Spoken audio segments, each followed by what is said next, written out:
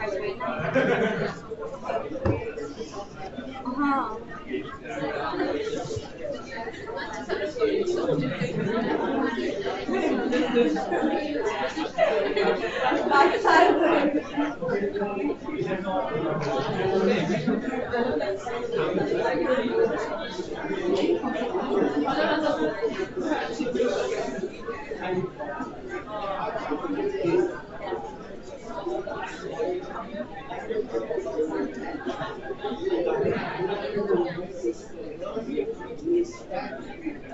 right, so we're going to get started now.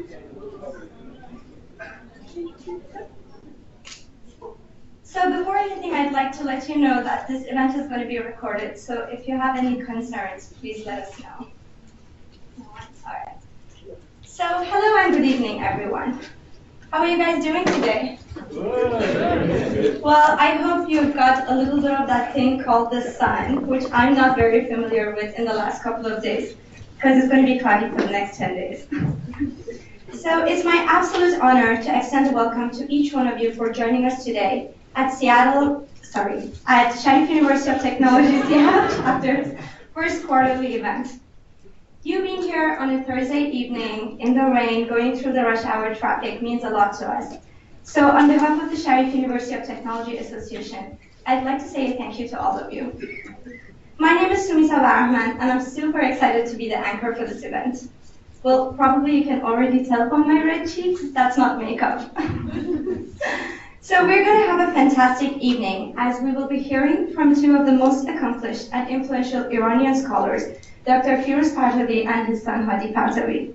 The purpose of this event is to appreciate these two prominent individuals and hopefully learn from their experience. We hope that each one of us here finds this event an opportunity to network and socialize, to share ideas and learn, to be inspired and motivated, and to support as we strive towards our aspirations. So to get started, I'm going to walk you briefly to the agenda. I will first invite Mr. Humad Bedayat, an active SUTA member and the president of the SUTA Seattle chapter, to welcome you once again. Then we will hear from our distinguished speaker, Mr. Hadi Partovi, about America's $1 trillion opportunity. Right after his talk, Dr. Firouz Partovi will join him for the Q&A. Next, Mojgan Purrajab, the SUTA Seattle chapter's vice president, will conclude the talks with some closing remarks.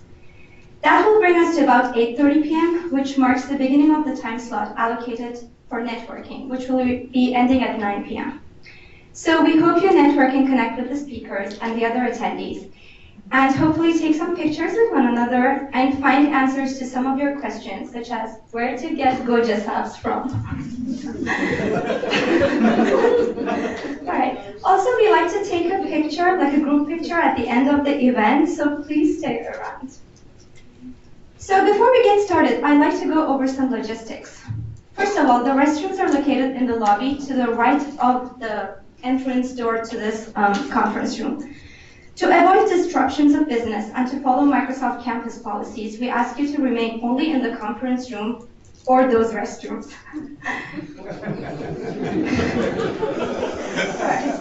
Also, I will reiterate something that all of you have heard many times on flights. In case of emergency, please calmly make your way out to the exit from the back of the room. To make our event fancy and to publicize it, we would appreciate it if you use the hashtag SUTA and hashtag SUTA_Seattle for your posts and live videos. Also, out of respect for the speakers, I kindly ask you to silence your phones or switch them off. With all that said, let's welcome Mr. Humad Bedayat to the stage.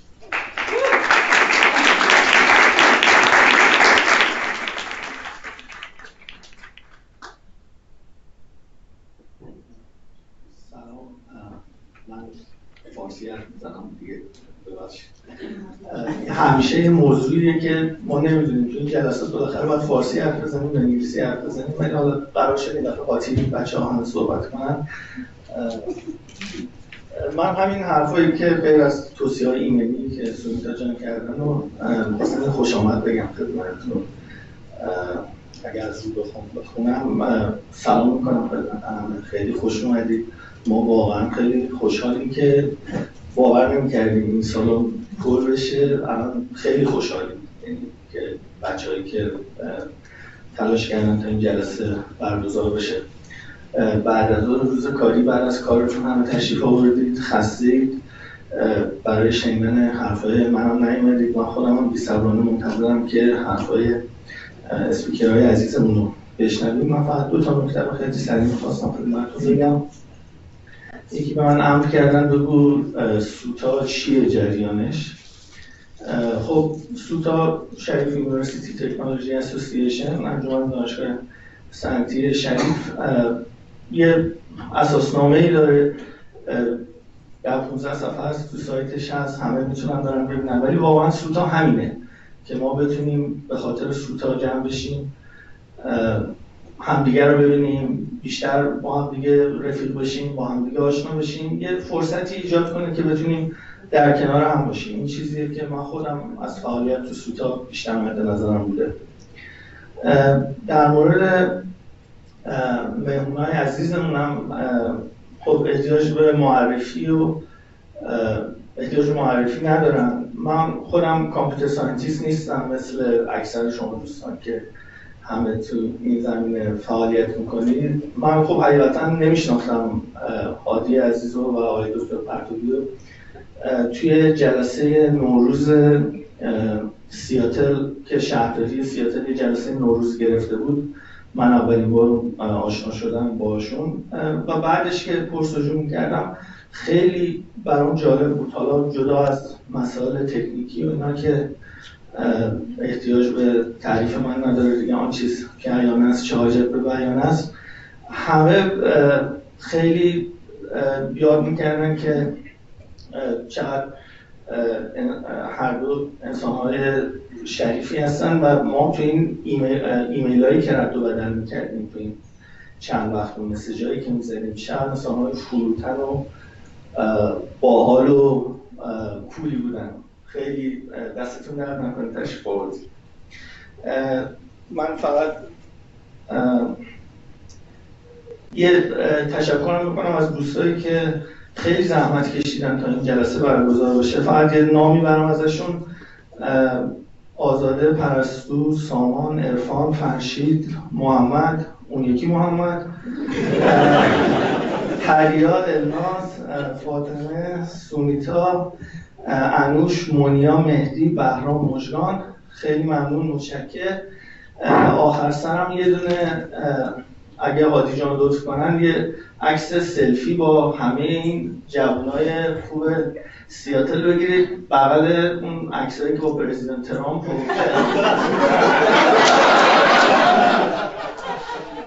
پرزیدنت اوباما و پرزیدنت کلینتون و اینم بذارید اونجا، لایک زیاد میخوره.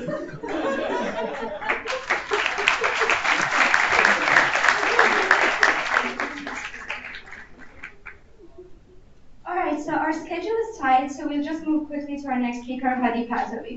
Hadi Partovi is a tech entrepreneur and investor, and the CEO of the non-profit organization Code.org.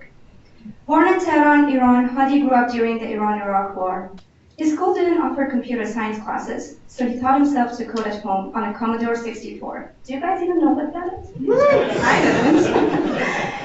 After immigrating to the United States, he spent his summers working as a software engineer to help pay his way through high school and college. Upon graduating from Harvard University with a computer science degree, Hadi pursued a career in technology starting at Microsoft, where he rose into the executive ranks. He founded 2 startups. The first was a huge success, and the second a dismal failure. And he now invests and advises other technology startups. In 2013, Hadi and his twin brother Ali launched the education nonprofit organization Code.org, which Hadi continues to lead full-time as CEO. Code.org has established computer science classes in 15% of US classrooms, created the most broadly used curriculum platform for K-12 computer science, and launched the Global Hour of Code movement that has reached over 100 million students. Hadi has served as an early advisor to numerous startups, including Facebook and Dropbox.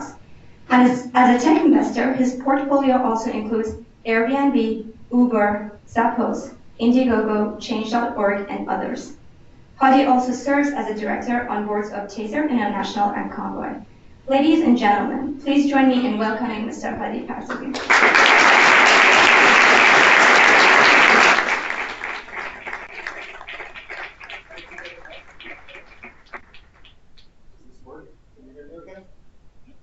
Thank you very much. This is my first time presenting anything with my father. So actually, it's also one of the first times I'm seeing him present. He's usually very shy, so it's a special moment for me. So I also should apologize. I didn't prepare slides for this occasion, so this is my regular roadshow for Code.org. And it starts about talking about America's trillion-dollar opportunity, but this really is a global opportunity. Most nonprofits usually talk about the problem they're trying to solve, but that's also because most nonprofits mostly tell you about the problem and then they want money so they can solve it. We're actually pretty unique in that we're not just addressing a problem, it's a huge opportunity and we're actually solving it at an unprecedented pace. So the first part of my presentation talks about the problem, the second part talks about the amazing pace at which we're changing it. My story, though, starts with one of my personal inspirations for why the work I do is what I do. And it's a short video from one of my role models in technology, Steve Jobs, from almost 30 years ago. I think everybody in this country should learn how to program a computer, should learn a computer language, because it teaches you how to think. And so I view computer science as a liberal art. It should be something that everybody takes a year in their life. One of the courses they take is, learning how to program. So what's important about that is he says teaching computer science is important because it teaches you how to think. He didn't say because there's so many jobs in computing. But anyway, at the same time as he was saying this is when I was growing up in Iran. This is a picture of me and my twin brother growing up. That's me on the left. And we were growing up during the war with Iraq, which was just not a good time to be young kids. And we lived just a few blocks from the television station. And Iran, as you may know, back then had only one television station. So the fighter jets, basically, that was one of their key targets. So our literal neighborhood was in blackouts every single night, and this Agir Hermes would come, and we'd just spend our nights in the basement, hoping our house wouldn't get hit. My life changed completely one day when my dad came home from Italy with a magical gift. And the gift actually wasn't the Commodore 64, because this was this giant machine, but it had no games, it had no apps or any software. The real gift was this book. And he said, if you read this book, you can learn to program, and then from that you can write your own games, make whatever you want. And so my brother and I basically spent all of our time learning to code a little bit with our dad and a lot from the book. And by the time we came to America, we were good enough at programming so that, as young immigrants, our friends were working at gas stations or bussing tables at restaurants, and we were, interns at tech companies when we were like 15 or 16 years old. And since then, I feel like I've been living the American dream. So the American dream has really changed since when that term got coined. It's no longer about going out west and building a log cabin and panning for gold. These were the concepts and the sort of imagery of what the American dream used to be. These days, the American dream is tightly intertwined, and it's, first of all, not just an American ideal, it's a global ideal about opportunity. And it's an ideal that really is tightly intertwined with technology. You don't need to be in technology to pursue it, the American dream of being what you can be. But if you look at who are the wealthiest people or who are the most successful companies or who's really changing the world, it is all technology. In the last 6 months, a new thing happened, which is that all of the top 5 most valuable companies in the entire world are technology companies. Whether it's Facebook, Amazon, Apple, Google, Microsoft, all of the top wealthiest people in the world now are increasingly technologists. The most valuable car company now is a technology company. So the American dream really is tightly linked to technology because it's changing our world so much. And now, one of the things I ask myself is, what does a career look like for a student graduating 13 years from now? Somebody starts kindergarten today, in 13 years graduates high school. So, and if they graduate colleges in 2035, what is their career going to look like? I used to say that unless you're going to get a job flipping burgers or driving a truck, you should learn something about technology. It turns out now there are robots today that flip burgers, and there's trucks that drive themselves. And I literally can't think of any career that isn't going to be somehow changed or disrupted or even eliminated by technology. Now, because my hat says code, people assume that my message is that every kid should be learning to code, which I think would be a good idea. But actually, my message isn't quite that. My message is that all of our schools should be teaching computer science. And there's a couple differences between having our kids learn to code versus our schools teaching computer science. First of all, the reason it should be in schools is because everybody goes to school, and this should just be part of education. And then the reason I talk about computer science rather than just coding is because, you know, teaching coding without the rest of computer science is like teaching grammar without teaching literature. It gets just into sort of like the nuts and bolts of some weird arcane language rather than understanding what it's about. Now, everybody assumes because technology is on the rise that computer science education is on the rise as well, because, you know, we see all this growth and everything around us, all these amazing jobs, so there must be more people going into it. The reality is computer science is actually on the recovery after 10 years of decline. So this is a field that was literally going downhill in terms of how many people were going into it. This is a picture of basically graduates in the United States in computer science. We only just this year have caught up to where we were in 2003 in terms of the number of graduates, and the number of women in the field is still almost half of what it was 14, 15 years ago. So in terms of total graduates, we're back to where we were 15 years ago. In terms of women in the field, we're still behind. And I should also say most of that incline was the last 4 years of Code.org existing. The other misconception people have is that the tech industry, the reason to do this is because the tech industry is desperately trying to hire programmers in California. The reality is every industry is desperately trying to hire programmers everywhere. The picture in Washington State, right now there's currently 25,000 currently open jobs in Washington State in computing fields, whereas Washington's universities graduated only 1,200 computer scientists last year. Washington high schools had only 1,900 high school students taking AP computer science. Of those, only 1/3 were female, only 100 of them were Hispanic kids, and only 40 of them were black students. So compare these kids, most of whom are probably low income, to 25,000 open jobs. This is the sort of unbalanced opportunity that's not just in this state, but in every state. Across our country, there's currently 500,000 currently open jobs in computing fields, and at the pace it's growing, it's an area that's generating 1 million jobs every decade are being created in this space. We don't need to bring manufacturing jobs back or something. These jobs exist, they're right now open. They're also the highest paying jobs in the country. This compares the lifetime earnings of a high school graduate versus a college graduate versus a college computer science graduate. You can make 40% more in general off a college degree in computer science than in anything else. Because they're the highest paying, computer science is now also the largest sector of all new wages in the country. It's now ahead of manufacturing, healthcare, sales, management, education. It's literally the largest section of the pie and the fastest growing section of the pie. So every time I talk about this, people think, you're talking about STEM education.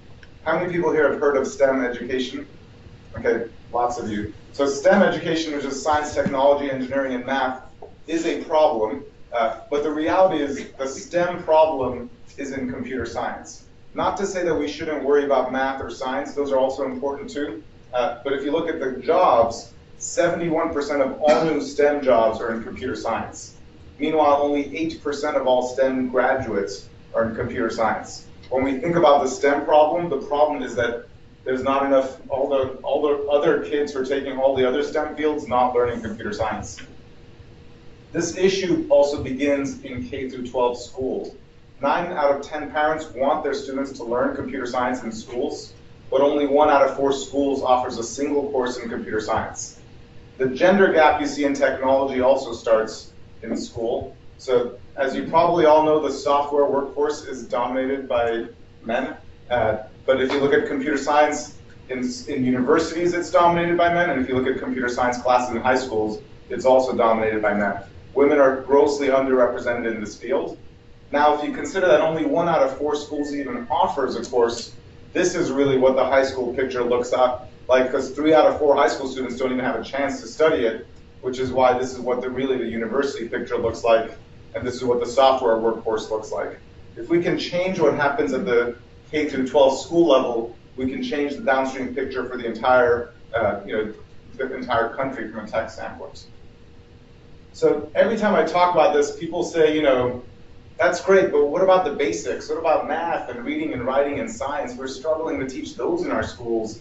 Isn't that what we should teach in our schools? And why don't we just leave coding for the coders, so the people who want to go into that? It's not like everybody's going to become a coder. Let's have school teach the basics and let the coders learn the coding somewhere else. And that's a very common thing I talk about. But I want to talk a little bit about, I guess, the basics of math and reading and writing and science. So starting with math, which I love math, but the reason we teach math isn't because there's any jobs for mathematicians. In fact, there are jobs for mathematicians, but it's quickly declining. There are a pretty small set of jobs for mathematicians. There used to be a lot of jobs for mathematicians. About 70 years ago, whether you wanted to work in accounting, in engineering, in insurance, you could get a job doing math. And in fact, we still teach our kids things like long division. Do you remember dividing 1,836 by 238 and doing all this stuff? Every kid still does that every day of their 3rd and 4th grade. My son is learning long division. He's just doing it over and over again. Right now, there's no reason to do long division. There's calculators to do it. 70 years ago, you could get a job just doing long division. Do you know what the name for that job was? You'd be called a computer. That is literally the job title. You could get a job as a computer. So we're no longer teaching math because there's jobs in it, because computers are doing those jobs. But we still teach math because it's about logic and problem solving and learning how to think. That's the real reason to teach math. Computer science is also about logic and problem solving and learning how to think. My first favorite example about this is showing this picture, which is a picture of the first computer built in 1943. And then compare it to the picture of Ada Lovelace, the first computer programmer who wrote her computer program 100 years before the first computer existed. She wasn't getting a job in software. She was learning problem solving and learning how to think. She was designing an algorithm for a machine that didn't even exist before. I want to give an example of how you can learning how to think in the same problems that math teaches you, but using computer science. So the comparison is to teach functions and variables. In math class, we teach functions and variables in 8th grade algebra, and every student learns these things. It's not a fun topic to learn, but every student ends up learning them.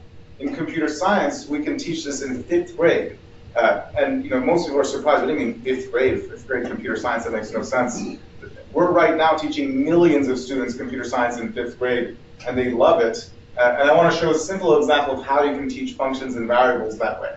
It involves not even using a computer, but using a song that every 5th grader knows.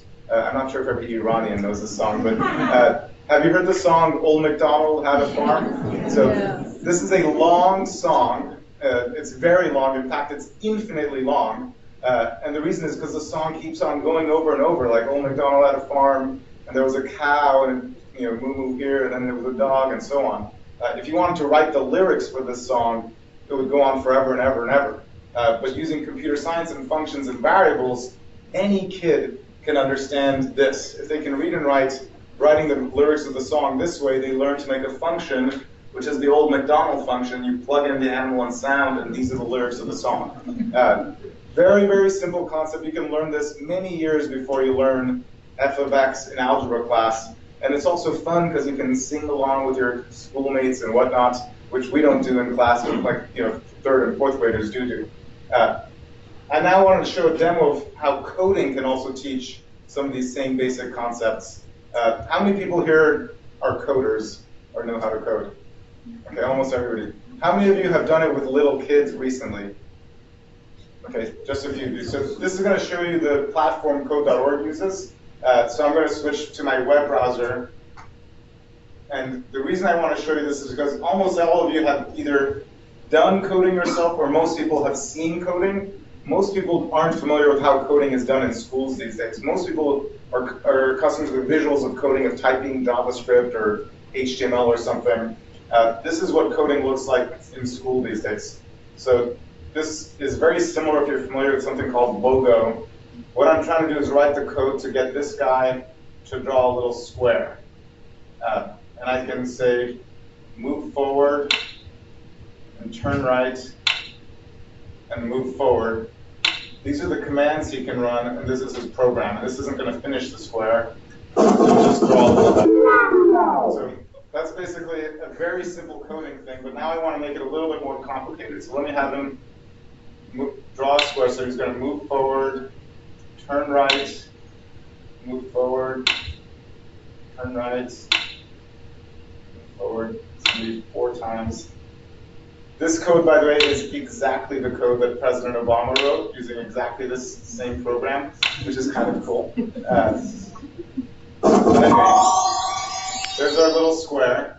That wasn't hard. But what's cool is you can now take this code and drop it in here. And now I've built a function which draws a square. So now you can draw multiple squares. You can just say, I want to draw a square, and then draw another square, and then draw another square. And now if you run this, and I'll make it slower so you can watch it.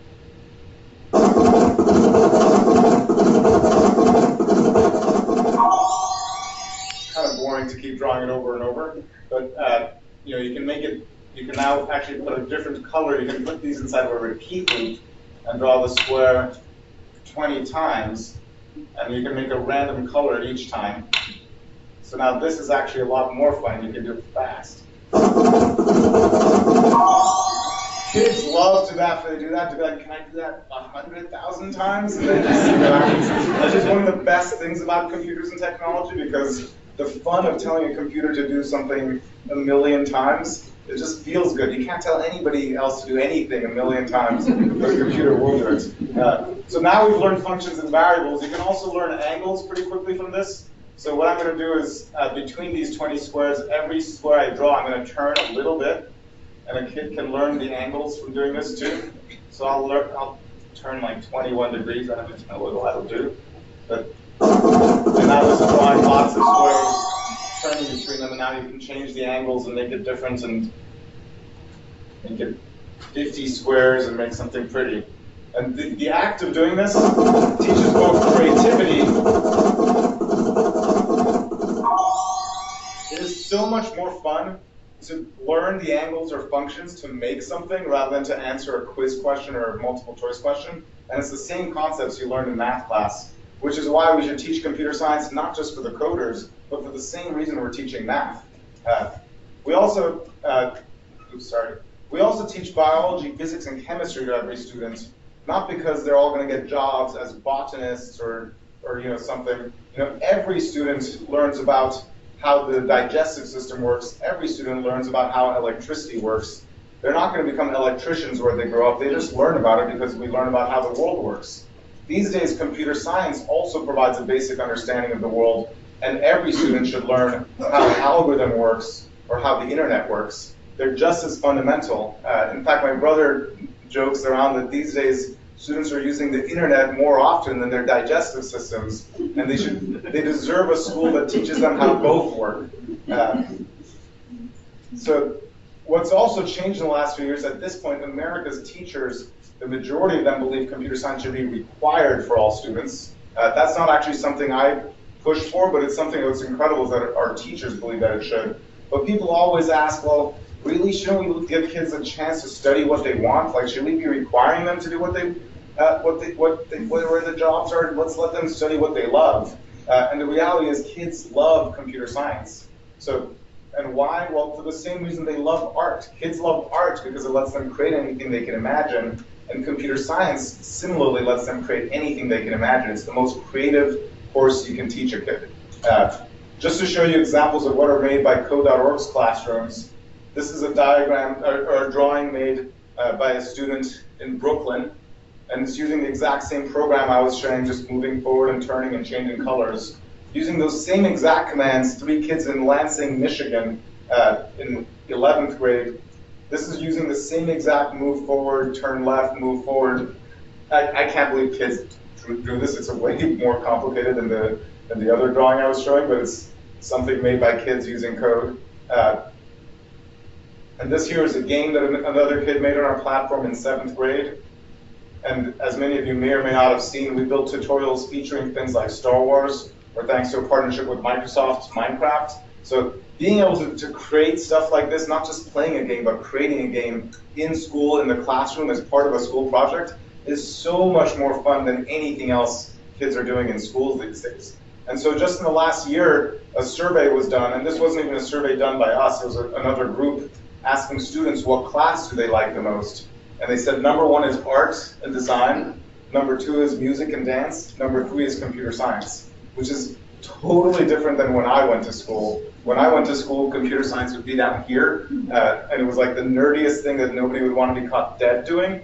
Now it's like actually a pretty cool class that you're like a cooler kid if you do computer science, and it's their kid's favorite class. So at this point, I tend to tell people that teaching computer science is among the most important things we could do for our kids' future. It literally leads to the best paying jobs in the world, fastest growing sector of jobs, the most jobs. It's foundational to everything else, and it's the favorite class the kids are going to be doing. It'll keep kids engaged enough to even come to school. So the real question isn't whether it's important, it's can our education system evolve? And when I started Code.org, pretty much everybody told me, oh, you want to teach kids coding, start an after-school effort, or start an online effort, or start a summer camp, or start a different school. Literally nobody said, let's try to get every school to change what they're teaching, because nobody thinks the education system can evolve. When most people think of schools, especially in this country, they think of a bureaucratic, unionized, never-changing system that's teaching the exact same things it's been teaching for 200 years, and school doesn't change very much. But the reality is school does change. In fact, every school used to teach math this way, using an abacus. Does anybody here know how to use an abacus? Wow, that's a lot of people. Okay, I don't know how to use an abacus. Most schools now teach math using a device like this. And in 50 years, somebody will be showing a slide deck where they put the calculator in the same bunch as the abacus, because these days, nobody uses a calculator in their daily lives anymore. The only people who use a calculator are math teachers and math students. Other than that, everybody uses computers. And school is going to be evolving soon to change in the same way that it's evolved from the abacus to the computer. The question is, how do we get school to evolve? The only way school systems evolve is if the educators want to make change. There's so many efforts to change schools, saying longer school days, smaller classroom sizes, more testing, more unions, less unions, all these charter schools, vouchers. There's all these fights in education, but none of those fights get anywhere unless the teachers want to change. And so the real question we had is, how do we get teachers to want to teach computer science? And we realized that the issue wasn't about teachers realizing that computer science is important or that it pays well or their kids could learn it.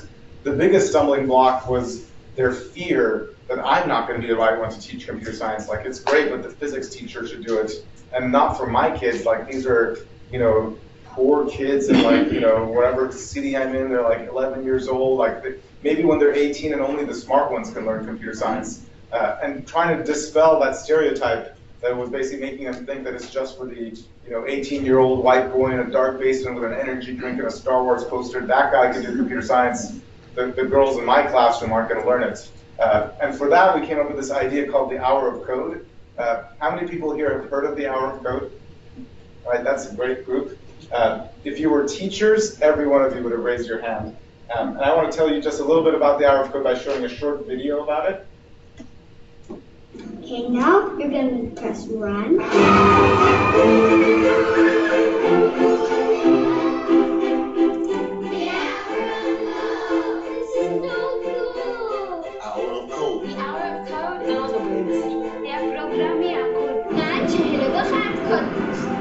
Your teacher says you guys are into it.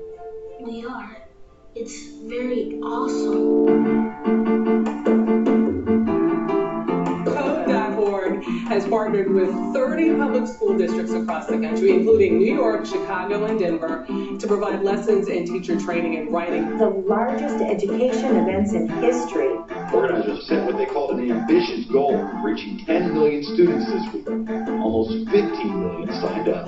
This week, I'm proud to join the students, teachers, businesses, and nonprofit organizations taking new steps to support computer science in America's schools. I ran an hour of code that's easy to do. I got it. They've been so excited about it. They don't even have to be a computer science engineer. Maybe they want to do something else. But in our world, this is going to be the basis for everything that we do.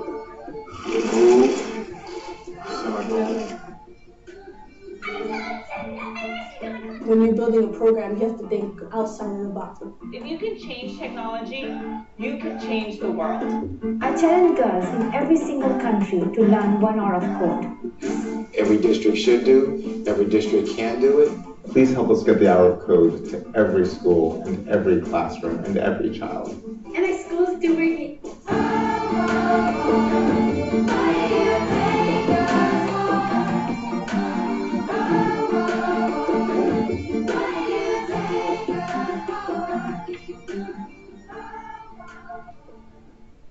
That video out a little over a year ago, and the idea of an hour of code is just to try 1 hour for any teacher in any classroom, whether you're a math teacher, English teacher, 3rd grade teacher, gym teacher, spend 1 hour to try teaching computer science. Just as of right before I came here, the hour of code has reached 400 million, which is an unbelievable number. This is a counter that goes up by 1 million every 2 days. People are continuously doing the hour of code on our websites. And what's incredible is that 49% of the students are girls, which is basically as gender balanced as we could hope to get.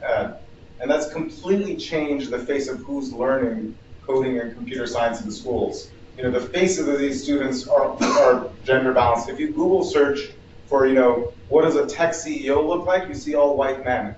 If you Google search for students coding, you now see actually a balanced group because of the hour of code. And what's best about it is that the kids love it and the teachers love it. Examples of testimonials from students are students saying, or teachers saying, our students have asked to have an hour every week. Or a student saying, I loved it completely, it was fun to do, I just want to do that over and over again because I enjoyed what I could do, I enjoyed the interactivity and to control it, it was satisfying, I wish we could do it every day. That's something students say about school never. No student ever says that about regular school. And when the teachers hear that, the teachers start loving it and saying, you know, the highlight of my week was seeing the excitement on the faces of my 1st graders, and they're successfully creating animations and drawings. Never in my wildest dreams did I think I'd be teaching coding to 1st graders. And then students saying, you know, writing code is the funnest thing I've ever done. They should also learn grammar, but that's great. My favorite was from Namibia saying this event isn't just, and this is an example of how 1 hour changes, saying we're not just participating in the hour of code, we're doing a feasibility study to include these materials into the Namibian national curriculum. They didn't even write us to say we're thinking about doing this, they're doing a feasibility study of changing the entire country's curriculum, starting from doing 1 hour. And that's exactly the point of the hour of code. It's something that's gone completely global. More than 1 out of every 10 students in every single country have done an hour of code, which is unbelievable. Pretty much anywhere you go, if you see kids, at least 1 out of 10 has done the hour of code. In this country, it's probably 4 or 5 out of 10. And now people regularly ask, how did this happen? They think, oh, it's because you got the president to talk about it, or you know, because it was on the home pages of Google and you know, Apple and all these places. But the real reason for the hour of code is it's been a teacher-powered movement. These are the examples. This is a picture of the teachers at the hour of code events. I'm kidding, it's a rock concert. But what's more impressive about this is if you take that picture and multiply it by 1,000, that's how many teachers have hosted the hour of code in their classrooms. And anything you want to spread, teachers are among the most viral network group there is. When you have 500,000 teachers doing something, it can spread to a lot of students. And as a result, we've gone from just 1 hour of code, which was just the initial idea, to getting schools to teach years of computer science. And this is where really changing the world's education system happens. So we've been doing this just only 4 years, a little bit over 4 years. And in 4 years, in this country, over 120 school districts have embraced computer science, including all of the biggest ones: New York City, Los Angeles, Chicago, Miami, Las Vegas, Houston, Broward, San Francisco, Oakland. Bellevue's in the list. Seattle is not, unfortunately. We'll eventually get there. 56,000 teachers have gone through our workshops to teach computer science. Over 20% of all students in this country have created accounts on code.org. I think I need to change whatever bio I gave. when you said 15%, but 1 out of 5 students in America have an account on code.org. What's most amazing is more than half of them signed in the last 12 months. So in the last 12 months, 10% of all students signed up, which is just a sign of what happens when teachers integrate this in their classrooms. Because it's part of school, every year, 4 million new kids start school, and as long as the school is teaching it, they'll all be learning this. We're now working with over 30 states who have changed policies or have started beginning embracing computer science to change curriculum at that level, and 11 countries have changed their national curriculum to add computer science all in the last 4 years, whether it's UK, Japan, Australia, Saudi Arabia, South Korea, Argentina, Italy, and we're now talking in Namibia, and just in the last month, there's a possibility of Chile, Uruguay, Paraguay, Peru. Countries around the world are now changing their entire national curriculum to incorporate computer science. So I'm done with my talk. I have other slides I can show, but the main thing I wanted to say, actually, as a result of this stuff, there's a couple things. One is, this is all a really great sign that if you have a great idea, amazing things can happen.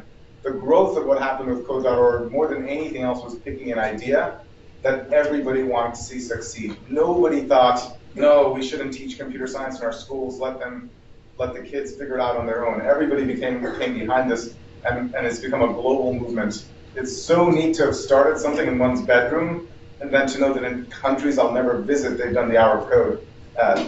The second thing is, this has also been hugely successful because of our donors. Any of you who are Microsoft employees, you should know Microsoft is one of our largest, actually no, they're the largest supporter of code.org. There's no way code.org would have been possible without Microsoft's success. And then the last thing is, everything we do is successful because of our teachers. And America's teachers in particular don't get enough of, and teachers globally really don't get enough respect, but especially in America, people just have a negative view of school. But the teachers in America are so passionate and hardworking, and we've managed to wake up in them a passion to do something different than the norm, and to basically teach computer science even if the school system isn't on board yet. And those teachers doing it has caused the school systems to change to the point that the president has gotten involved. It's been the coolest 4 years of my life to be able to do this. And then the last thing I want to say is, for me, a very personal reason for doing this is my dad. People regularly ask, why are you doing this? And I say, basically, I have technology education in my blood. So I wanted to invite you, my dad, up to stage, and we could do a Q&A.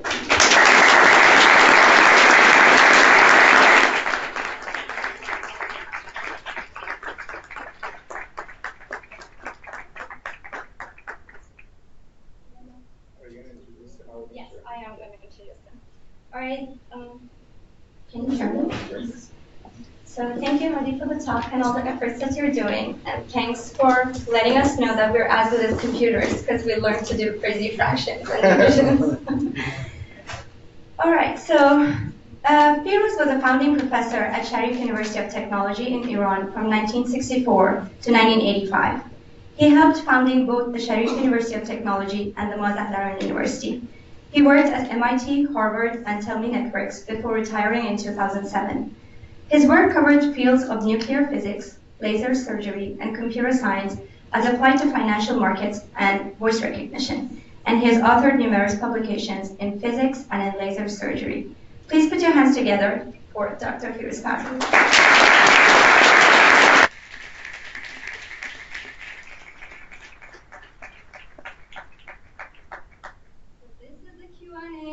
If you have any questions, please raise your hands and I'll run to you with the mic. Can I, first of all, he needs a mic because he's super quiet and shy. I also want to say my dad was my first boss when I was 15 and it was illegal to work, I think, in Massachusetts. He hired me at MIT as a computer programmer. And oddly, I was his last boss when my mom was complaining that, why are you always working in universities, why don't you get a job at a tech startup? I was running a tech startup, and so I hired him as a computer programmer. So just put down. And I believe, Hadi, people can ask you questions about anything, not just Gupta, yeah. Right? Anything. Not anything, but...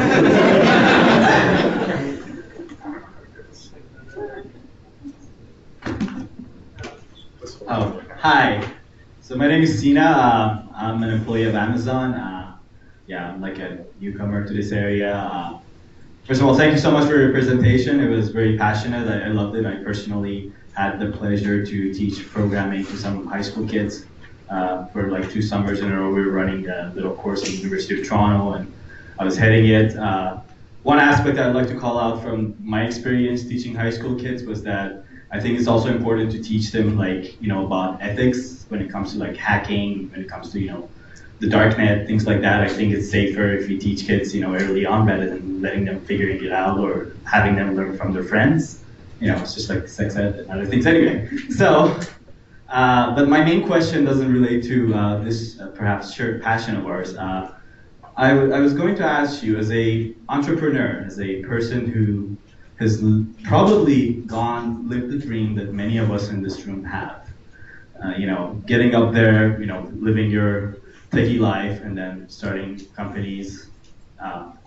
What would be your advice? Would you say which path is the best for us as young engineers to try to take? Go up the executive thing, become manager and then try to become, I don't know, vice president, whatever. Or alternatively, save some money and, kind of like quit working for like a few years, find some friends, kind of like do what, I don't know, more Steve Jobs style. Anyway, yeah, I'm curious what would be your advice to a young engineer like me? Thank you. Sure.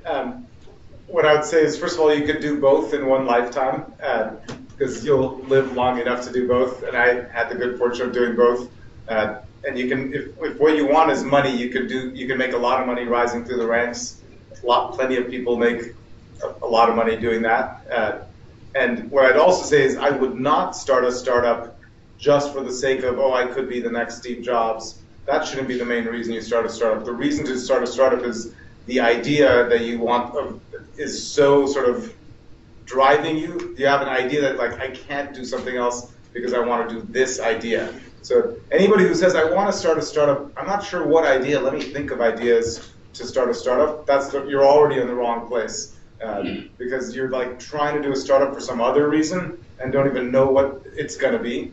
And the problem with that is maybe you'll come up with a good idea, but unless you love the idea, you'll quit after a few bumps in the road. Doing a startup is the most stressful, bumpy, up and down kind of experience, and you need to be completely in love with the idea to do it. And that's probably the one thing I'd say. But if I were you, I would choose between rising through the ranks or joining an existing startup before jumping into starting your own. It's one of the harder things to do emotionally. Thank you for your presentation. Before I ask you the question, I would like to thank Professor Partovis, my teacher, in 1967 and 68.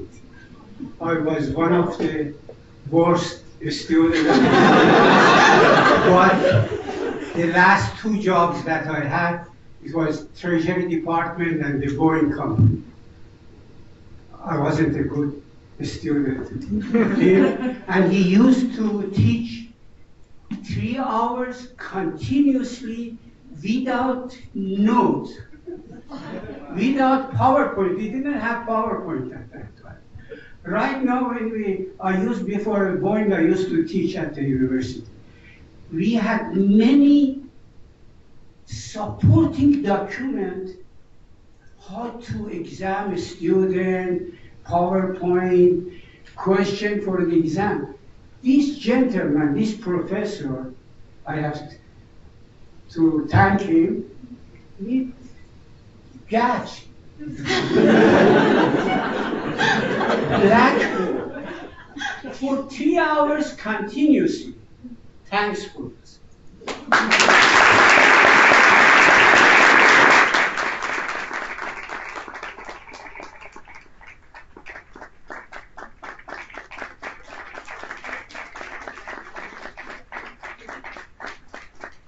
My question is, do we have to have the K-12? Because I did a test with my children. My daughter, I homeschooled, and she got two bachelor degree at the age of 19, and my son, he got his bachelor degree at the age of 20, both of them from UW.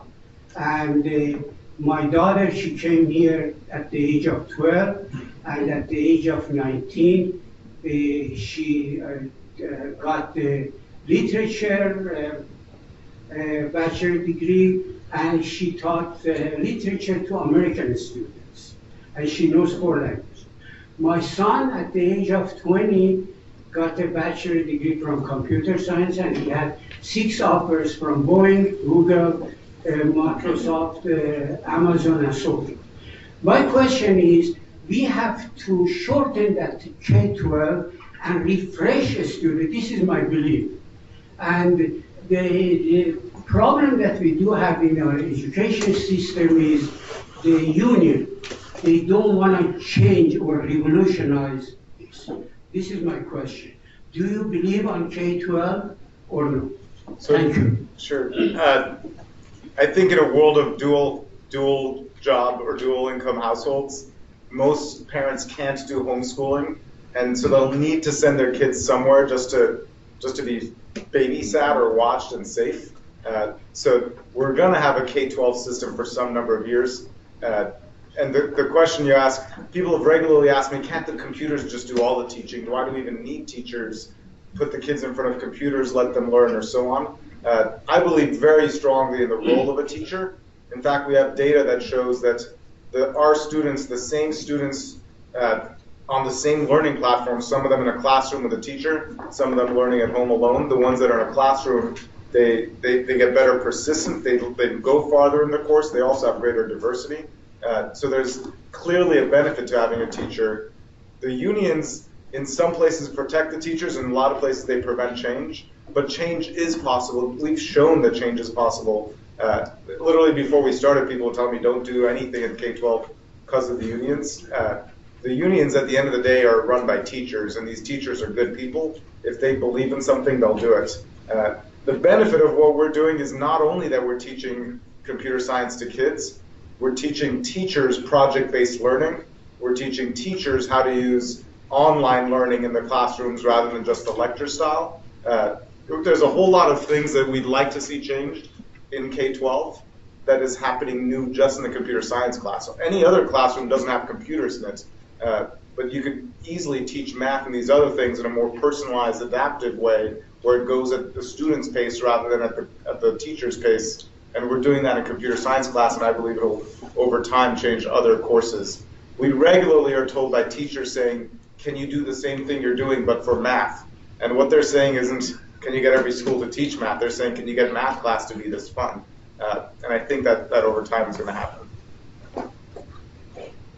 By the way, since you said you can ask about anything, you guys may want to ask. My dad is a nuclear physicist, not just a physicist. Well, we're scared. So you can ask him about like the Iran-U.S. politics, which he's very versed in. You can ask me his opinions about it. You don't need to ask about code.org. The only reason we spoke about code.org is that's what I already had slides to talk about.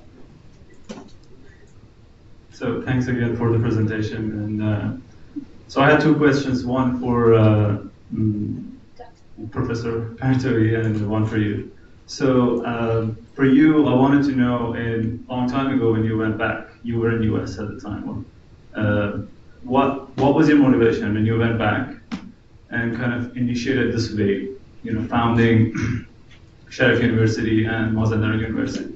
What was your motivation? And I kind of feel like an analogy that what Hadi is doing at the same time. It's kind of creating a wave that's going in almost around the world, and you're doing it in a different way. So what was your motivation at that time and what you did? And now my question to Hadi would be, the thing that you're doing is a big movement, and I'm assuming you can't do it alone. Code.org can't do it alone. What can we do as engineers in this role to help out? Not, of course, by being a full-time employee, but as a side, if we can do something.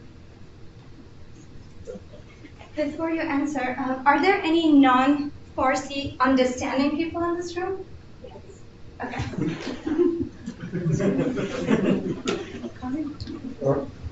Is it working? Yeah.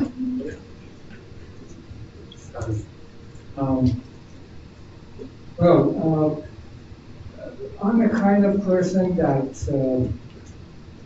starts thinking about something and follows through. So when I decided to go to US to study, from the beginning, my goal was to return and serve in our own country. So there were a lot of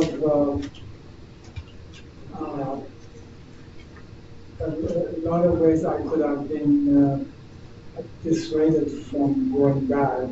There were good offers, job offers, and good opportunities in the US.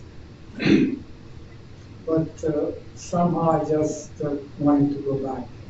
Free green card. Yes. He sent you a free green card email. I guess that was the motivation. By the way, I didn't found Sharif or Mazandaran University. I was a founding, you should say, professor. In the case of Sharif University and Mazandaran University, before the universities got started, I was in the planning committees and so on. But some other people started to work. In the case of Sharif University, it was Dr. Mujtahidi. I was high school's president at that time. But I was the next person. And I was when he got the idea, he came and talked to me about it, and we went from there. The question for me was, how can people help with code.org? First of all, we are hiring for full-time engineers, so if any of you are interested, we'd love for people to apply. But there's a lot of different ways people can help. Volunteering for code.org is possible. We actually have a page, code.org/help, which, or if you go to our website, there's a button for Help Us, which lists a whole bunch of ways. The simplest way is to buy one of our hats. We make, I think, $2 when you buy a hat.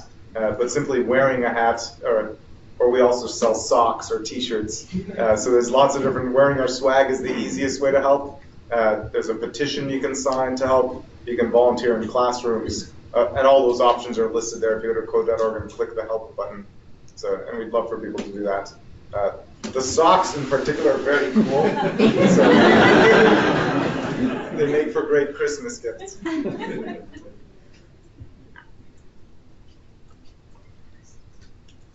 Is it $2? No, we make the socks. I think are about $15. What's pretty funny is people don't realize how much supplies code.org manages because they think it's all online. We're training so many teachers, and every time teachers come through our training, we don't pay the teachers, but we give them T-shirts and hats and socks, and we also say, you know, the course is online, but here's a printed version of the course that you can use in your classroom. And you know, some of the exercises aren't on the computer. Some of the exercises require, let's say, a deck of cards. So we'll give them the deck of cards and so on. We're literally managing on an annual basis almost somewhere between $500,000 and $1 million worth of just logistical supplies for teachers. And those supplies, those $500,000 to $1 million worth of supplies have caused, you know, 500,000 teachers to go on teaching computer science thanks to getting hats and water bottles and so on. So we run a very tight ship on logistics, managing of swag, which is why we can sell it cheaply as well for people who want them. Actually, hello. Thank you for your presentation. I also have two questions, one for Mr. Partovis, the other for Dr. Partovis. My question for you, Hadi, is I've done programming for a number of years, and I joined Azure about a year ago, and it almost feels like I've had a different type of learning ever since I joined Azure. One I agree with you that, by coding you learn how to think. But ever since I joined a team that actually does system architecture or like larger scales type systems, it's a different type of thinking that I'm learning how to do. Do you believe there's any value in teaching that to kids, and if so, how? So that's my question for you. My question for Dr. Partovis is, as I would argue, all people in this room, I love Iran, I love our country, I'd love to contribute, but the circumstances are so that I'm tied here and I have a life here. Is there any way, in your opinion, that you can be a part-time contributor to the old country, if you will? Thank you very much. So you were asking about Azure and teaching systems thinking. So first of all, our courses teach all sorts of computer science topics. So the person who was asking earlier about teaching ethics, we teach coding, data analysis, algorithms, how the internet works, cybersecurity, a whole bunch of these things. Because if you think about what you need to learn about in 7th grade or 10th grade or so on, in those ages, if you look at what you learn in biology class, you don't just learn botany, you learn a little bit of everything, plants and digestive systems and how the heart works and cell makeup. So we also teach a little bit of everything. But in K through 12, you shouldn't learn the depths of any one thing. So we don't go into system design for cloud processing, but we do teach a little bit of effectively thinking what multi-processing would look like. As an example of how in a school, even in an elementary school, we can teach multi-processing as giving little kids an algorithm on a piece of paper, and each kid has an algorithm, and they execute that algorithm with the kid next to them, and they think about what would it be like if multiple computers are doing something together. And the reason we do that isn't because they want to grow up and work on Azure. It's because it causes you to think differently about system design. So, do you remember your question? I do, but I don't have a good answer.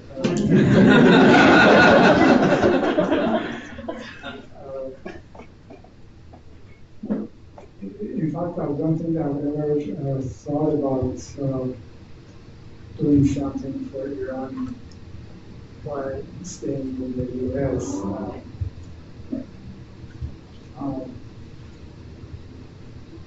I guess the best thing is to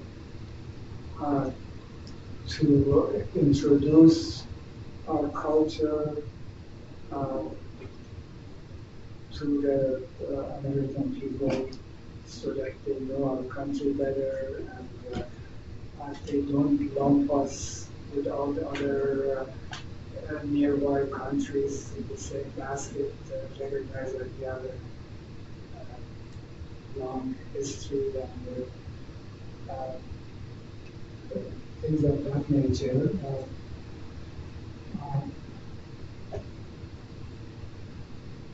I have a thought on this topic, which I was going to say the exact same thing, which is that, Iran is obviously locked into this, what seems like endless conflict with the United States.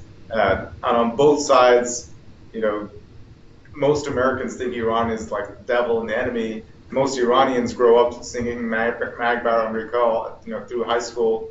Iranians, most of them don't actually fully think that way because they're a little bit more educated and more worldly. Americans do. They just think Iranians, like that whole country is bad. The simplest thing you could do to help is when you introduce yourself to people, don't say you're Persian, say you're Iranian. And I realized this a little while back because I used to always introduce myself as Persian because nobody wants to be associated with Iran in this country.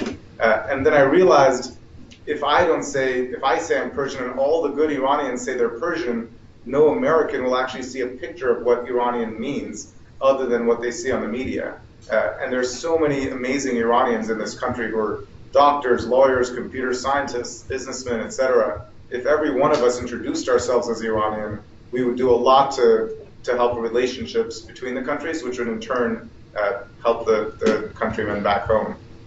And also, I would like to add this.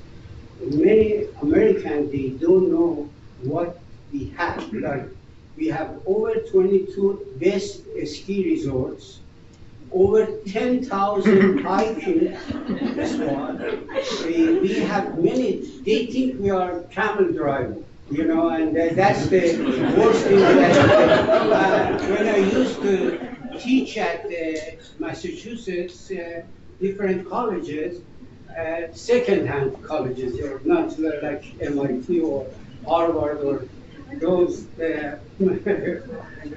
community colleges and private colleges. Many students, they didn't know that we have ski resorts. Two best ski resorts are in Iran. In north part of Tehran, you can ski, and many hiking area around Tehran. And unfortunately, the government of Shah of Iran and government, existing government, they didn't show the real picture of it.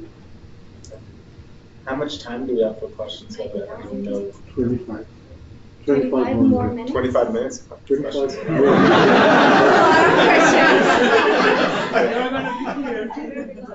Only 17 more questions allowed. Hi, my name is Amin. I'm ex-Microsoft employee. I used to teach computer science in the same high school that I graduated when I was in Iran.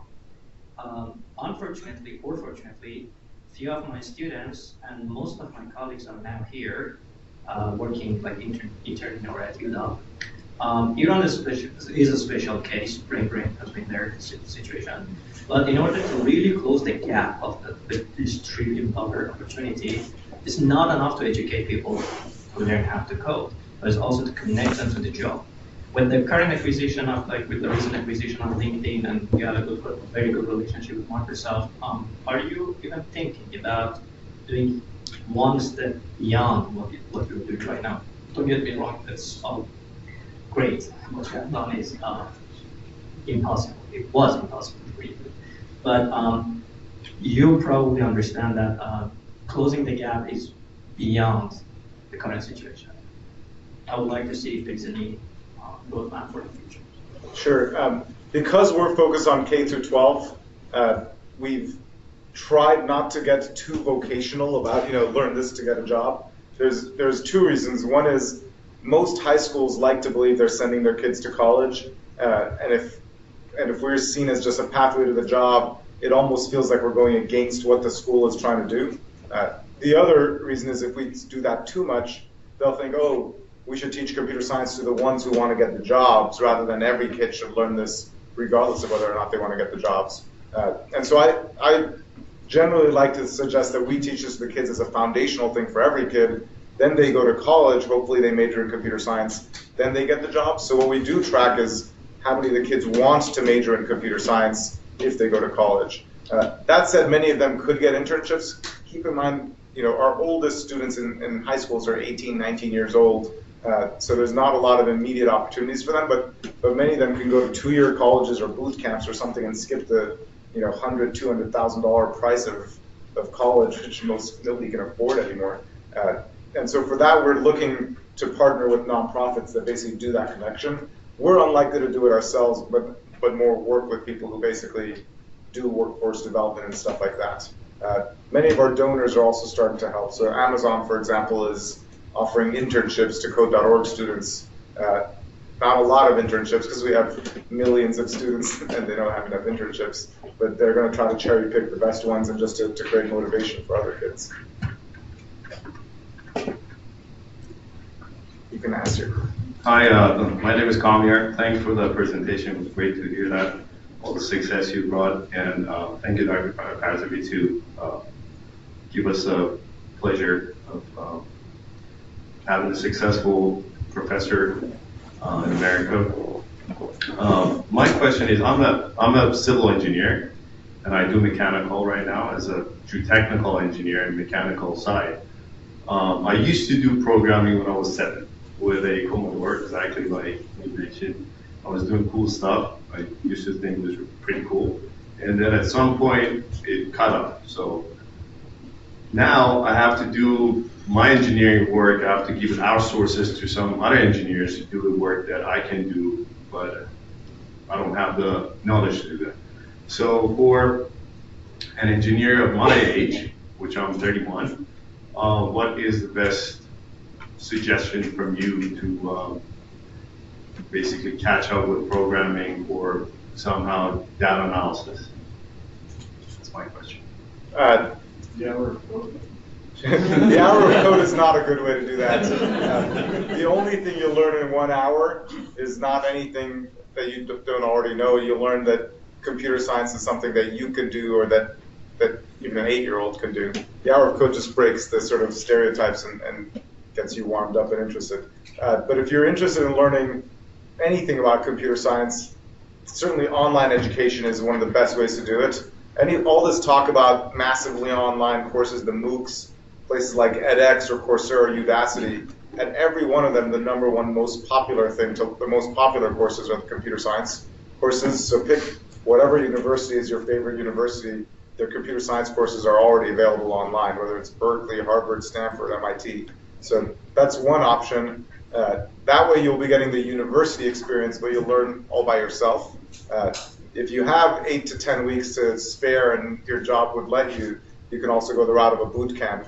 And there's multiple boot camps that basically will squeeze into 10 weeks, 2 years worth of university courses. And those are very vocational, and I would only do that if you actually want to change jobs. And if you're already in an engineering job, I'm not sure I would recommend it.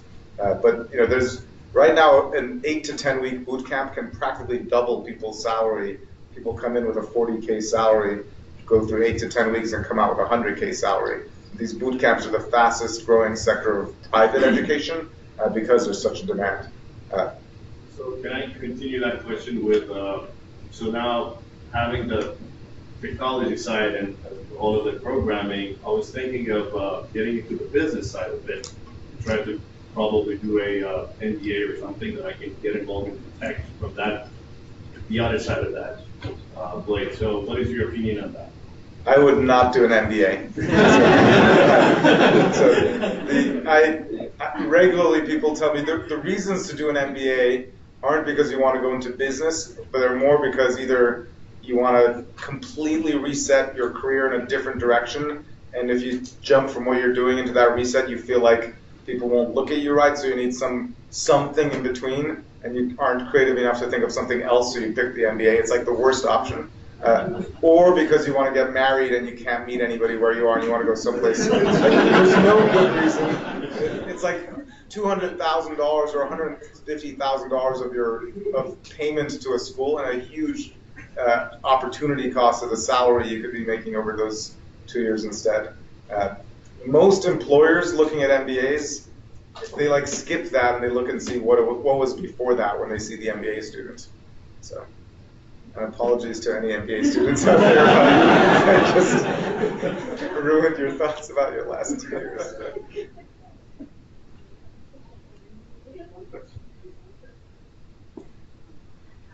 With many thanks. One of the slides you show map of the world, and I could see you on there, and some dots on it.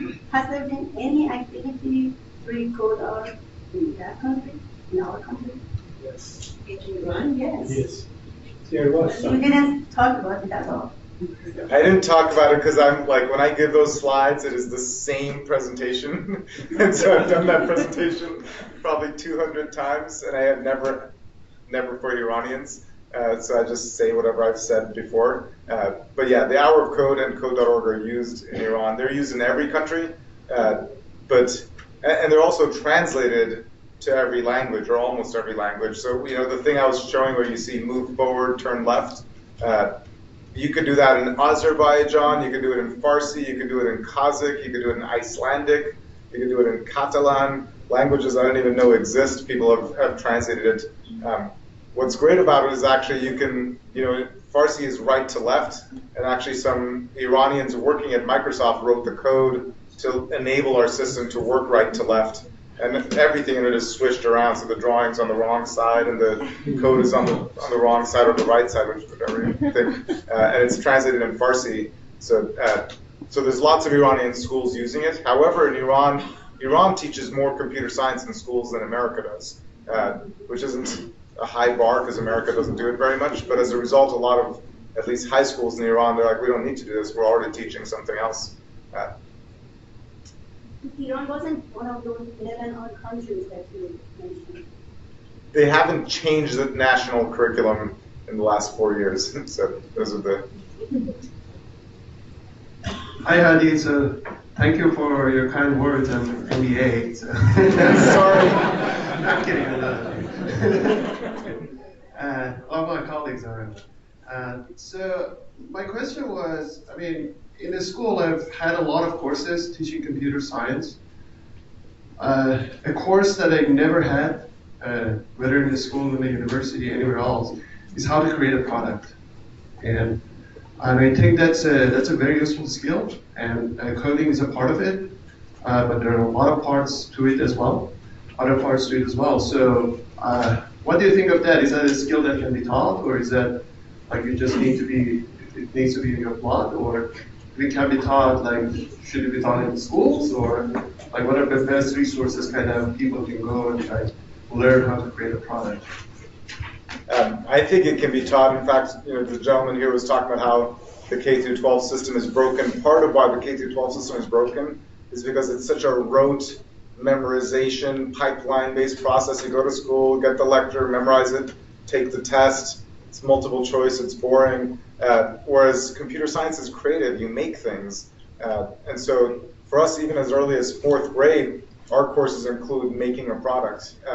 Literally in 4th grade computer science class, these like 9-year-olds get to design their product, and we teach them about the product cycle and the design stage and like prototyping and testing and then the feedback loop and then fixing it. And like a 9-year-old can do that. So yes, absolutely it can be taught. That's why I was saying computer science is more than just coding. And those things don't just teach you about computers, they teach you about collaboration and thinking ahead and planning and things like that. And the reason it's important is because whether you're working in computer science or any field, collaboration and project management are important things to learn. But in school, computer science is the best class for teaching it because it's kind of the end result of computer science is ultimately products. Any particular school or courses or anything that you would recommend for product management, product creating products? I'm not familiar with the university courses in this space. I'm sure universities have started doing this stuff, but I don't know enough. So somebody here must have gone to UW or something for a product course, but I'm not the right person to ask at the university level. Okay, thank you. Excuse me. We have new generations that. I'm sorry. Go ahead. So thank you, Dr. Partovis and Harvey, for coming. I really enjoyed the presentation. So my question is, as we all know, the computer scientists like to disrupt everything, and there are arguments that the computer science field itself is going to be disrupted sooner or later, and the way that we are coding is going to change with the wave of AI and artificial intelligence and all of this stuff.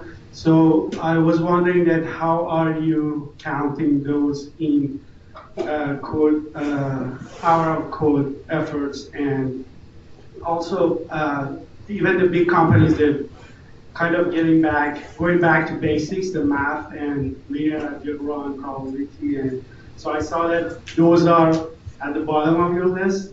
So I was wondering that how do you counted those, the future of computer science itself in the efforts that you're doing in the hour of code? Sure. First of all, when you said math was in the bottom of my list, that wasn't my list. That was just somebody asking students what they like, and math was at the bottom of their list. So it wasn't even my survey question. First of all, there's two different things you said. One is that computer science is disrupting everything, and it's also getting rid of jobs. There's a whole interesting question about like, what's our world going to look like if all these jobs are being taken by computers or automated things?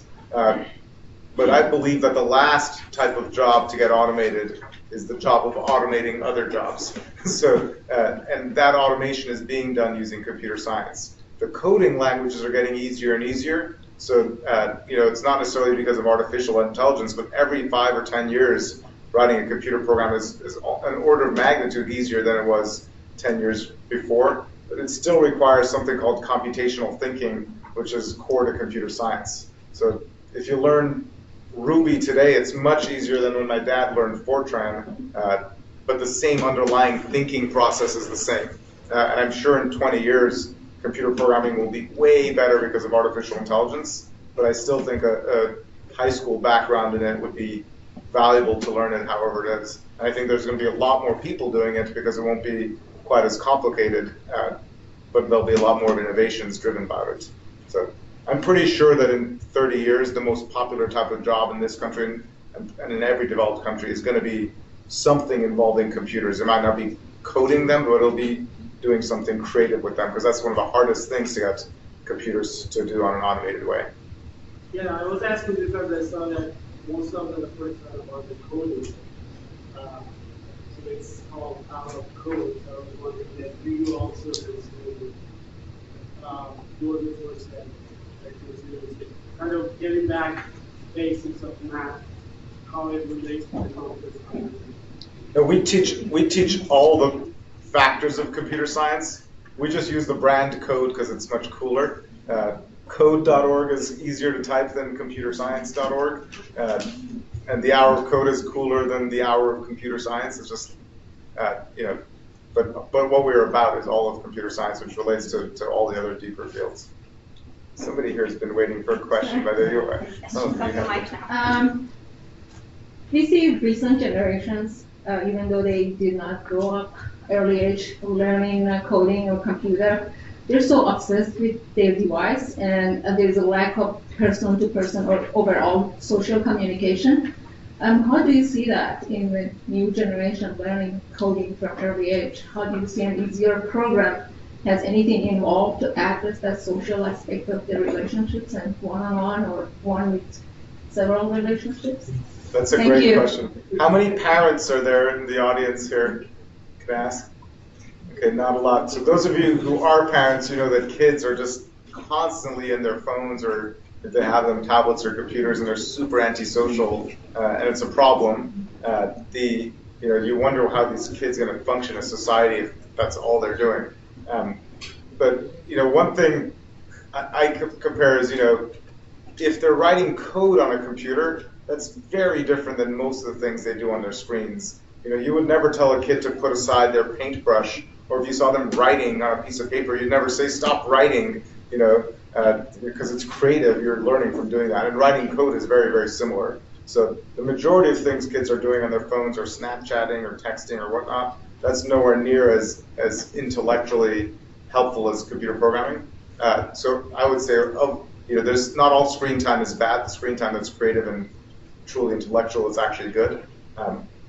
That said, you don't need a screen to teach computer science. I went to Harvard at a time when nobody had laptops, the web didn't even exist, and you could teach computer science just fine in a lecture hall. And in fact, in our classrooms, more than half the time is spent without computers, doing sort of exercises with other kids that teach you those same concepts. Then you go to the computer and try it out on the computer afterwards. So. Hi, my name is Iman. First of all, thank you very much for the time that you gave us to hear your thoughts. And my question is kind of for both of you gentlemen. Wanted to ask, I think in your bio, Hadi, it was mentioned that you had like one very successful startup and another one that kind of... Yeah, usually I say that. I'm not expecting somebody else to say it. It came from our website. So my question is, I think there has been like ups and downs during like for both of you had very successful careers. So I wanted to ask, what was the toughest situation or the toughest problem or an obstacle that you've come to see during your career, and then how did you manage to either solve it or have like a workaround, or kind of manage to have it fixed? Given you asked that, you should have him explain the 3 months he spent in jail in Iran. Yes, so. Sorry. This is a good story. Yeah,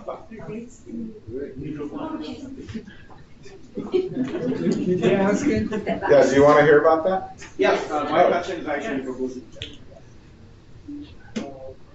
Well, I'm commandeering your question because that was less about his career, but it's kind of an interesting story. I was returning to Iran after 10 years of studying in the US, and I was returning by car from Europe. and I was looking for someone to drive with. I bought a car in Germany, and then I found Dr. Ali Shariati, who wanted to go to Iran. Actually, I had heard about him, but I didn't know that might land me in jail in Starbucks, Reserve Air jail at that time. So I was there, I guess, 2.5 months. Shariati was there with me, but they let him go after 1.5 months.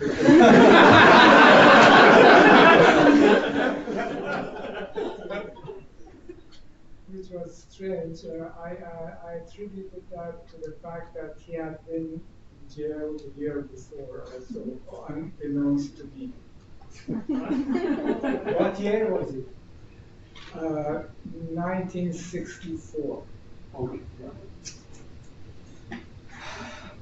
The interesting thing about this story is he likes to say how everybody had a job in jail and he had to serve tea to the other inmates, and the other inmates like to boast that they have an MIT professor.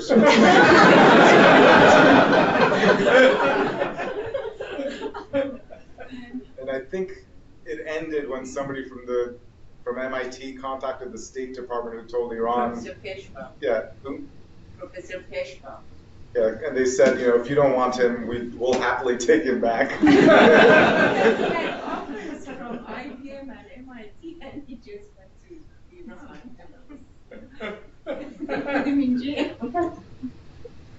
So you're asking about hardships. I've had lots of downs. It's impossible to have success without failure. So it's hard to even pick from all the different failures. But running a startup that doesn't succeed is really hard because a startup is like a baby. And it's like having a baby who's sick and is never going to get better. And like it's like really hard to get rid of your own startup because your name is tied into it. You've hired employees and gotten investors. So you basically need to go until some sort of ending, whether, to continue the baby analogy, you need to go until it's dead. And that's really hard when you think, wow, I could be doing something better with my life than this startup. That's why I was saying don't do a startup unless you're super in love with it. If you join somebody else's startup and things are bad, you can quit. If it's your own startup, it's super hard to quit. You have to be the last man standing to close the door on things. And when it's not going well, you almost want it to fail faster so you can just be done. And there is no option to just say, I'm just going to blow up the thing. And that's probably the hardest thing because you watch your life passing knowing that it's kind of not the best thing you could be spending your time on. Hey, hi, Dr. Partovis and Hadi. So my question, I have 2 questions, one for Hadi and one for Dr. Partovis. So my wife and I are having a baby in 2 months. So given how successful Ali and thank you. So given how successful and respected Hadi and Ali both are, so I was wondering if we could share some tips on how to raise kids. Hadi, you should name him Hadi. Unfortunately, it's a girl, but I don't mind. Hadi in my word, yeah. So, and then the question for you, Hadi, is if it's a girl, you can choose Ali.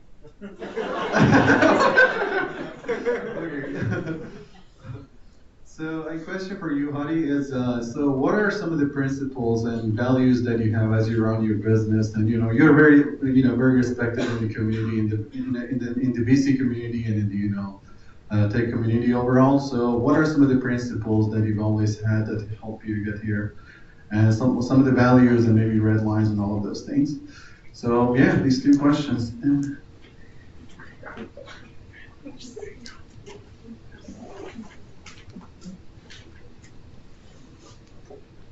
You're the first one. He wants advice for raising children. Sorry, I thought you were asking him.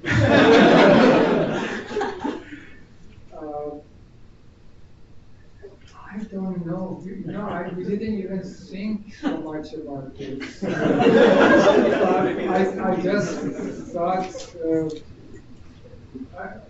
I guess the most important thing that resulted in Ali and Hadi being successful businessmen was introducing them to computers at a very early age. But I suppose if I had introduced them to something else, they might have succeeded just as well in that. I personally thought that computers would be interesting to a kid and also very useful. So it would help them in the future in their studies and whatever they did. So that was my motivation in teaching them what to do. Other than that, I think kids learn by what you yourself and the kid's mother is doing, rather than explicitly teaching the kid or training. They just learn from you. So you have to be a good citizen. Can I add something because you weren't there?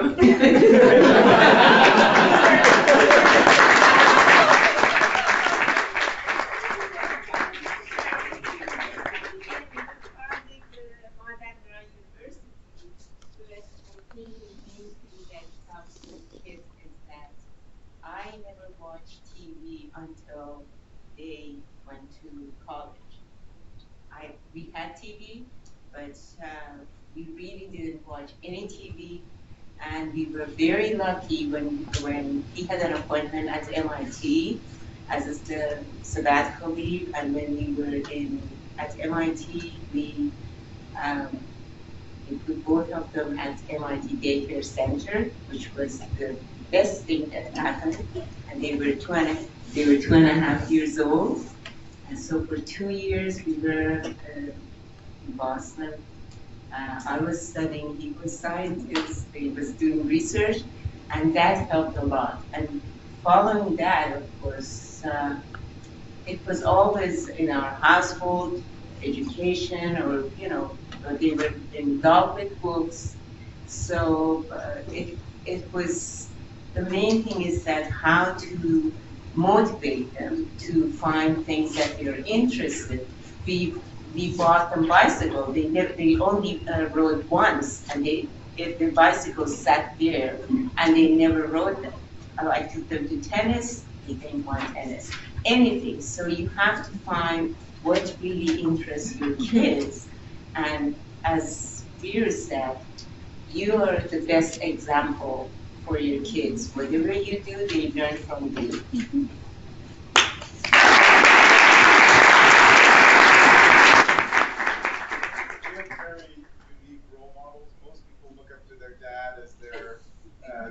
Type A hard charging, like the dad is usually the one who has really high expectations of you, and most boys don't have as close relationships with their dad because they think their dad is always pushing them.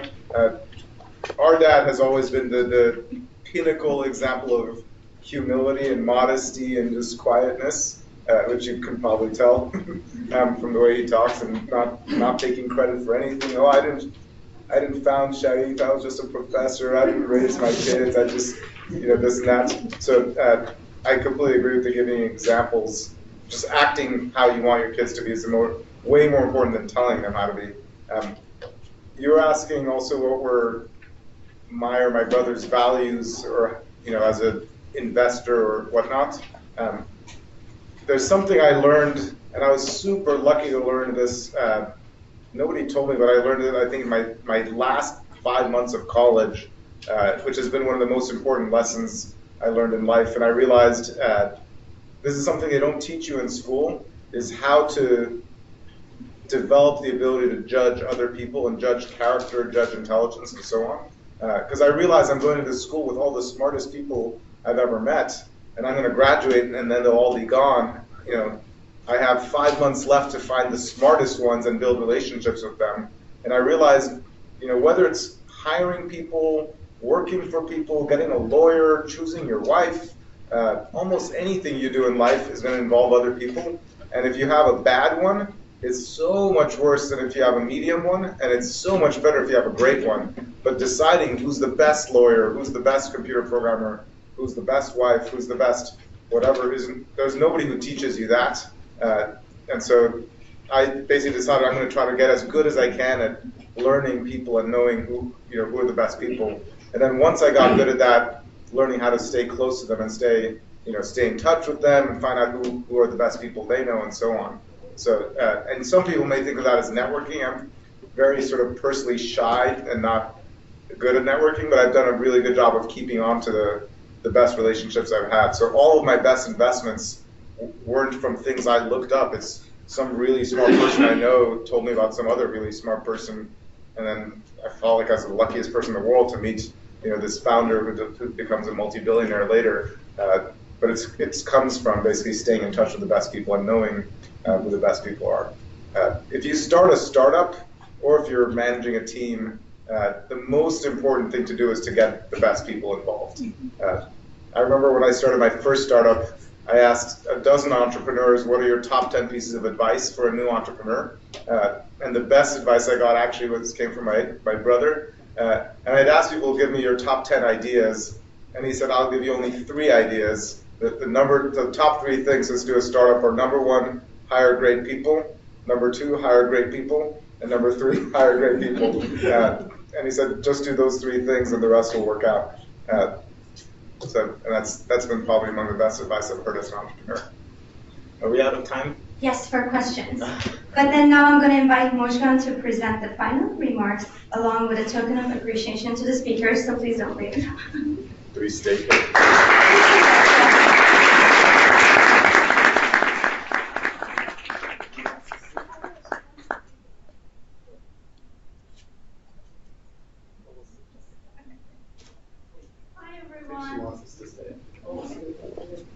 Hi, thank you all for coming here today. I hope you got enjoyed the event so far. I would like to thank our great speakers. It was our absolute honor that you accepted this invite and shared your stories with us. Thank you so much, Dr. Partovis. Thank you so much, Dr.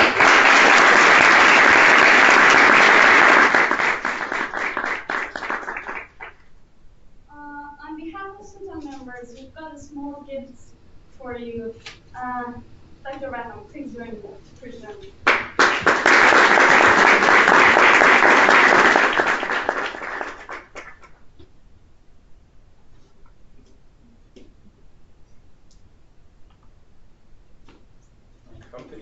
So,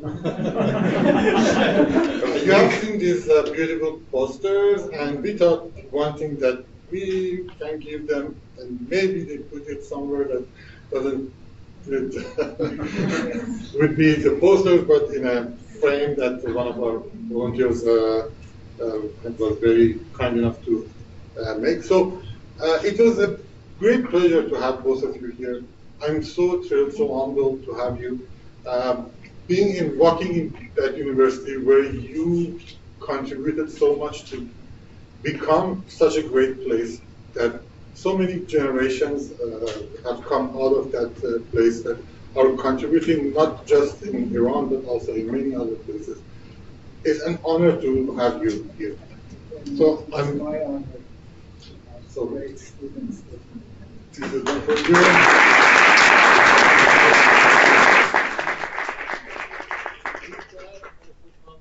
Microsoft,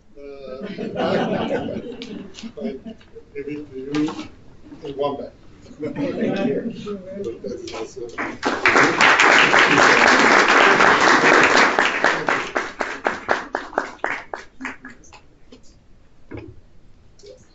Well done. Yes.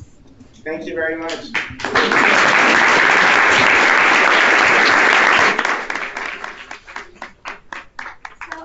To the end of today's event, I would like to express my gratitude to Microsoft Inventions and once again to our amazing volunteers who take the credit for making this event viable.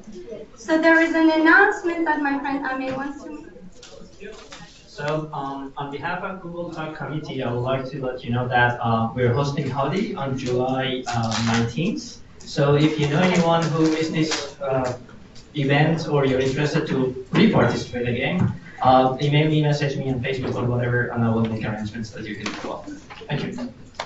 Also, there is something that I don't like to say, but I have to say. So there is a donation box at the door. If you can help us with any chenderavas, we would be more than happy. Thank you. Oh, yes. Guys, the group photo.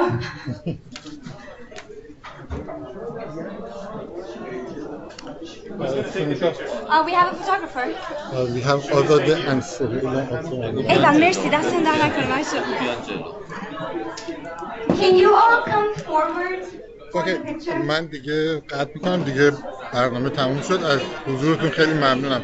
اینجا من چون صدای شما رو نمیتونم داشته باشم دیگه قطع میکنم. خداحافظ.